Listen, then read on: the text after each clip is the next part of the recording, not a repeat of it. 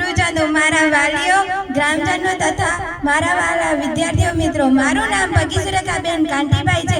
હું ધોરણ 8 માં અભ્યાસ કરું છું। આજે હું તમને મારા સપનાના ભારત વિશે કહેવા માંગુ છું। મારી નમ્ર વિનંતી છે કે તમે સૌ શાંતિથી સાંભળો। ભારત મારો પ્રિય દેશ છે। મને મારા દેશ પર ગર્વ છે। દરેક વ્યક્તિ એવું ઈચ્છે છે કે તેનો દેશ દુનિયાનો મહાન દેશ બને।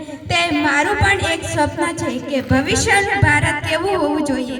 મારા સપનાના ભારતમાં રસ્તાઓ, ગલીઓ, જાહેર સ્થળો એકદમ સ્વચ્છ હોય, લોકો કચરો કચરા પેટીમાં નાખે અને ગંદકી ન કરે, નદીઓ નિર્મળ હોય, ચારે બાજુ હરિયાળી અને બગીચાઓ હોય। મારા સપનાના ભારતમાં દરેક બાળક શાળાએ જતું હોવું જોઈએ।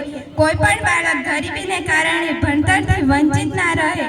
જ્યારે દરેક ભારતવાસી ભણેલો ગણેલો હશે ત્યારે દેશમાં પ્રગતિ અને નવી શોધખોળ અને પ્રગતિ થશે।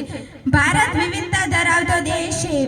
હું એવું ભારત જોવા માંગુ છું જ્યાં જ્ઞાતિ કે ધર્મના નામે કોઈ ઝઘડા ના હોય, બધા લોકો હળી મળીને તહેવારો ઉજવે અને એકબીજાને મુસીબતમાં મદદ કરે, દેશમાં શાંતિ અને સલામતી હોય। હું ઈચ્છું છું કે ભારતમાં કોઈ ગરીબ ન હોય, દરેક વ્યક્તિને રહેવા માટે ઘર અને ભરપેટ જમવાનું હોય। કોઈ પણ બાળક રસ્તા ઉપર ભીખ ન માંગતું હોય પણ તેના હાથમાં પુસ્તક હોય। મારો દેશ વિજ્ઞાન અને ટેકનોલોજીમાં એટલો આગળ વધે કે દુનિયાના બીજા દેશો આપણી પાસે શીખવા આવે।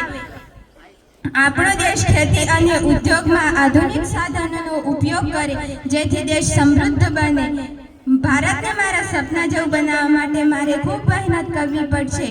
હું મોટી થઈને એક આદર્શ નાગરિક બનીશ અને મારા દેશની સેવા કરીશ। આજે આપણે બધા ભણીશું તો ભવિષ્યમાં મારું ભારત જગતગુરુ અને સોનાની ચકલી ફરીથી બની શકશે। અસ્તુ, જય હિન્દ, જય ભારત।